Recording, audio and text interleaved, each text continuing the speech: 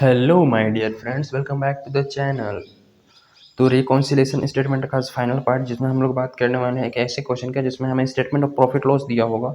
Right, उसकी help से हम क्या करना है, रिकॉन्सिलेशन स्टेटमेंट बनानी है। बहुत ही सिंपल सा क्वेश्चन है, ठीक है। देखते हैं क्वेश्चन नंबर 15 को। For the year 2020-21 profit as per cost account of Amit company limited has been estimated to be 23,063 उसका जो प्रॉफिट कोस्ट अकाउंट के थ्रू शो कर रहा है, ठीक है। But the statement of profit and loss prepared by auditors, यानी कि फाइनेंशियल स्टेटमेंट के द्वारा जो प्रॉफिट शो कर रहा है वो 16,624।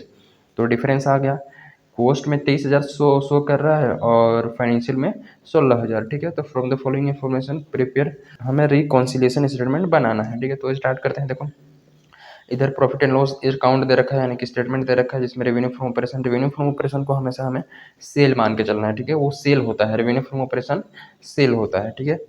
तो सेल्स दे रखा है 3,46,500 and other income, okay. Total revenue हो गया, पहला दूसरा को जोड़ के, एंड देन फिर उसमें से एक्सपेंस को माइनस करेंगे। Cost of material, change in inventory में देखो नीचे एडजस्टमेंट में 1 नंबर में क्या बोला है जी कि opening stock in financial book 247,179 है और क्लोजिंग स्टॉक 75,121। उसके बाद employee benefit expenses, other expenses, फिर ये सब करके प्रॉफिट निकाला है। नीचे कुछ और एडजस्टमेंट दे रखी है। नीचे देखो कॉस्ट रिकॉर्ड शो करता है, क्लोजिंग बैलेंस इतना, summary of wages and wage payment, factory overhead, office overhead और इस कुछ कुछ चीज़ें दे रखे हैं। तो हमें बेसिकली स्टार्ट करना है, ओके। सो हम ये फॉर्मेट बना लिए हैं जिसमें जिसमें profit as per cost account 23,063 rupees okay book show कर रहा है। तो हम कुछ ऐड करनी है और कुछ लेस करनी है। एडजस्टमेंट को देखते हैं, तो करते हैं, स्टार्ट करते हैं। तो देखो बेसिकली क्या है कि कॉस्ट रिकॉर्ड शो क्या करता है, पहला closing balance of store laser. Closing balance का मतलब होता है क्लोजिंग स्टॉक, ठीक है। कॉस्ट अकाउंट का क्लोजिंग स्टॉक कितना है जी, 78,197, ठीक है, 78,179। और जबकि फाइनेंशियल बुक में क्लोजिंग स्टॉक कितना है, 75,000। क्लोजिंग स्टॉक का हमें क्या मान के चलना है, इनकम, ठीक है। हमने लास्ट क्लास में डिस्कस किया था कि for the reconciliation purpose closing stock को इनकम कम मान के चलना है। तो इनकम और प्रॉफिट का पॉजिटिव रिजल्ट होता है, यानी कि क्लोजिंग स्टॉक जिसमें ज़्यादा लिखा गया होगा उसका प्रॉफिट बढ़ गया होगा और जिसमें कम लिखा होगा उसका प्रॉफिट कम होगा, ठीक है।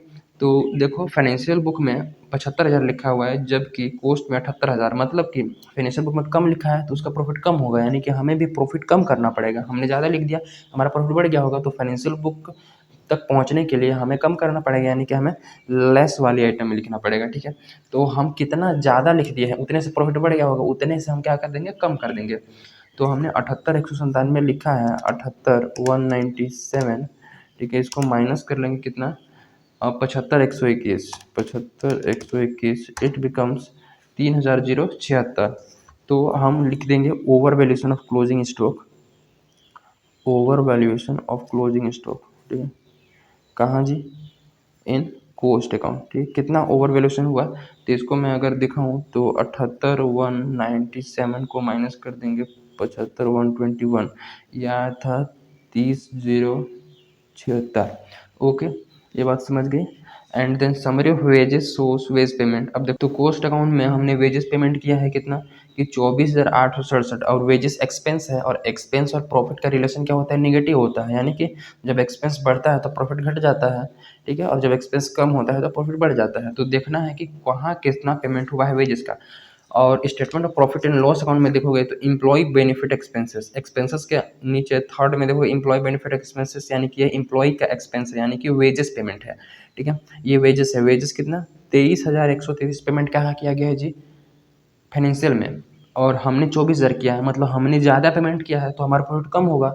उसने कम पेमेंट किया है तो उसका प्रॉफिट प्रॉपर मेंटेन होगा ना। तो उस प्रॉफिट तक पहुंचने के लिए हमें क्या करना पड़ेगा, ऐड करना पड़ेगा। क्यों ऐड करना पड़ेगा, क्योंकि हमने ज़्यादा लिख दिया भैया, हमारा प्रॉफिट कम हो गया है। तो कम हो गया है तो जितना से हमने ज़्यादा लिख दिया है उतने से हम बढ़ा देंगे ना, उतने से प्रॉफिट को बढ़ा देंगे, क्योंकि जितने से हमने ज़्यादा एक्सपेंस लिखा है उतने से हमारा प्रॉफिट कम हो गया होगा। सिंपल। तो प्रॉफिट को वहाँ तक पहुँचाने के लिए, फाइनेंशियल बुक तक पहुँचाने के लिए उतने से प्रॉफिट बढ़ा देंगे जितने से हमने कम लिखा है, यानी कि जितने से हमारा प्रॉफिट कम हो गया होगा। तो कितना, तो इसको तो पहले लिख लें, wages over paid in cost, wages लिख लो over recorded in cost, cost में ज़्यादा रिकॉर्ड कर दिया तो प्रॉफिट कम हो गया होगा, इसलिए तो प्रॉफिट वो कम हो गया तो एक्चुअल प्रॉफिट तक पहुंचने के लिए हमें क्या करना पड़ेगा, उतने से बढ़ा देना पड़ेगा प्रॉफिट को। जितने से हमने एक्सपेंस को ज़्यादा रिकॉर्ड किया है तो प्रॉफिट कम हो गया, तो उतने से प्रॉफिट को बढ़ा देना है। तो कितने से, तो ये हो जाएगा, देखो हमने रिकॉर्ड किया है 24,867 और एक्चुअल में है कितना, 23,133। ठीक है, तो कितना हमने ज़्यादा लिखा, 24,867 माइनस कर लेंगे 23,133, यही है, इक्वल टू 1734। ठीक है, तो 1734 तो हमने क्या किया जी, ज़्यादा लिख दिया था एक्सपेंस, इसलिए प्रॉफिट घट गया था, तो इतने से प्रॉफिट को ऐड कर देंगे। ठीक है, प्रॉफिट में ऐड कर देंगे, कोस्ट अकाउंट के प्रॉफिट में।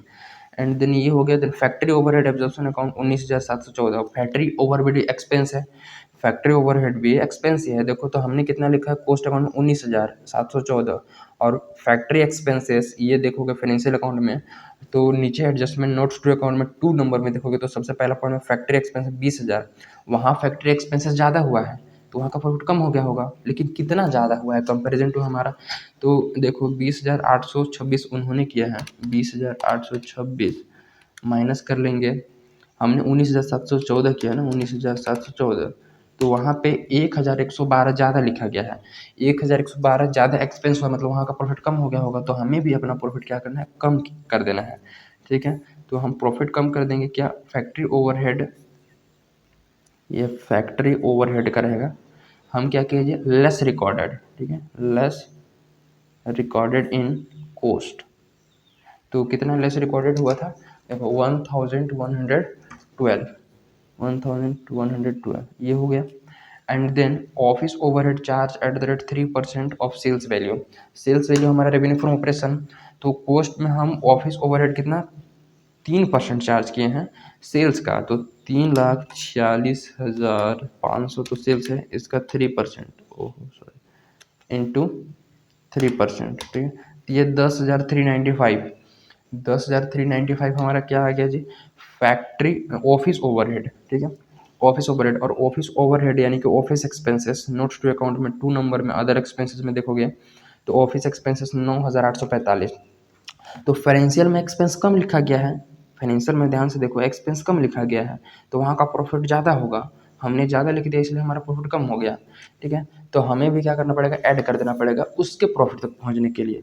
ये पहला था, ये दूसरा में क्या कर देंगे जी, ये office overhead, office overhead over recorded, over recorded कहाँ, इन कोस्ट, कोस्ट में ज़्यादा, कोस्ट में 395, 3% हमने लिखा था 395, और वहाँ कितना लिखा गया है 9,845, 9,845, तो ये 550 रुपये हमने ज़्यादा लिख दिए थे, तो 550 हमारा प्रॉफिट कम हो गया होगा, तो इसलिए 550 से हम अपना प्रॉफिट को बढ़ा देंगे। ओके, देन ऑफिस वो चार्ज हो गया।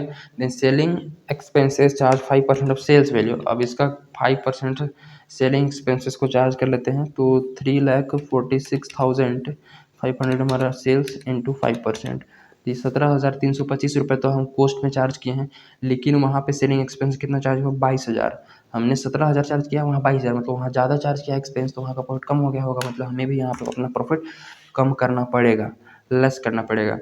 क्या जी, सेलिंग एक्सपेंसेस ना, सेलिंग एक्सपेंसेस, ठीक है, लेस रिकॉर्डेड या अंडर चार्ज इन कोस्ट, कितना अंडर चार्ज, 17,000 हमने 325 चार्ज किया है, जबकि वहाँ कितना हुआ 22,176, 22,176, ये हो जाए कितना 4,851 का हमने ज़्यादा चार्ज किया, कम चार्ज किया है, तो 4,851 से प्रॉफिट हमारा बढ़ा हुआ होगा तो हम घटा लेंगे।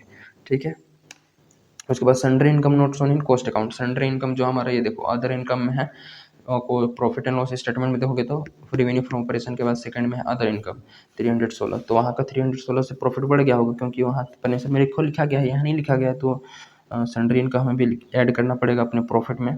ठीक है, sundry income not recorded in cost, कितना 316, और कुछ तो छूटा नहीं है, सब कुछ हो गया है। ठीक है, देख लेना। चेंज इन इन्वेंटरी का भी हमने क्लोजिंग स्टॉक का कर दिया काम सबसे शुरू में, और उसके बाद टोटल कॉस्ट ऑफ मटेरियल, ये सब का कुछ नहीं करना है। ठीक है, अब कर लेते हैं हम फटाफट टोटलिंग। तो देखो ये इधर ऐड वाली आइटम कितनी है, 1734, 1734, देन ऐड कर लेंगे 550, देन ऐड कर लेंगे 316, ये हो जाएगा 2600।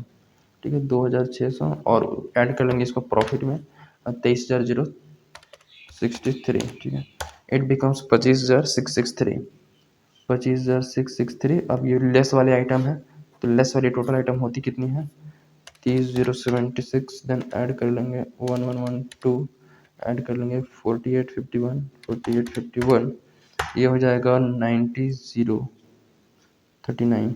ये लेस वाले आइटम है, इसको लेस कर देंगे, तो लेस करते हैं कितना, 25,663, ये आ जाएगा 16,624, 16,624। ठीक है, तो ये हमारे निकल के आ गया profit as per cost account से शुरू किए थे हम, कहाँ पहुँचेंगे, फाइनेंशियल पे। तो profit as per financial book. Okay, so इस टाइप से बेसिकली बनानी है ये, बहुत सिंपल सा क्वेश्चन था। ठीक है, if you feel any doubt then feel free to ask in the comment section and give the feedback whatever you feel. ठीक है, सो मिलते हैं in the next video with another concept, और इसमें कुछ खास था नहीं। ठीक है, सो मिलते हैं।